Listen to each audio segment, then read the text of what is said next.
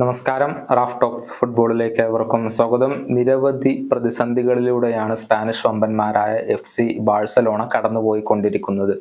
ക്ലബിനകത്ത് തന്നെ വലിയ രൂപത്തിലുള്ള പ്രശ്നങ്ങൾ ഇപ്പോൾ ഉടലെടുത്തിട്ടുണ്ട്. ബാഴ്സലോണയുടെ പരിശീലകനായ ചാവിയും പ്രസിഡന്റായ ജോയൻ ലാപോർട്ടയും ഇപ്പോൾ രണ്ട് തട്ടിലാണ് നിലകൊള്ളുന്നത്. ക്ലബിന്റെ സാമ്പത്തിക സ്ഥിതിയെ ചാവി ഈയിടെ കുറ്റപ്പെടുത്തിയിരുന്നു.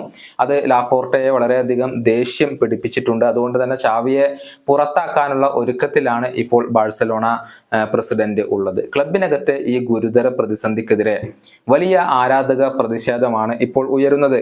ലാപോർട്ടയ്ക്ക് നേരെയാണ് ആരാധകർ തിരിഞ്ഞിട്ടുള്ളത്.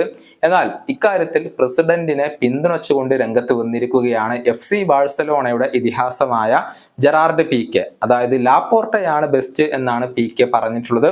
മാത്രമല്ല ബാഴ്സലോണ താരങ്ങൾക്ക് ചില ഉപദേശങ്ങൾ ഇദ്ദേഹം നൽകുകയും ചെയ്തിട്ടുണ്ട്.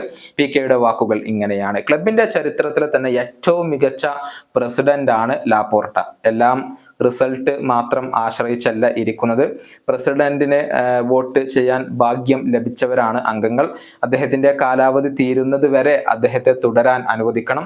ഇതിനെല്ലാം ഉത്തരവാദികൾ നമ്മൾ തന്നെയാണ്. ക്ലബിനകത്ത് മാറ്റങ്ങൾ ഉണ്ടാകും എന്നത് താരങ്ങൾക്ക് അറിയാവുന്ന കാര്യമാണല്ലോ. പരിശീലകർ വരിക ചെയ്യും, അതുപോലെ തന്നെ പോവുകയും ചെയ്യും.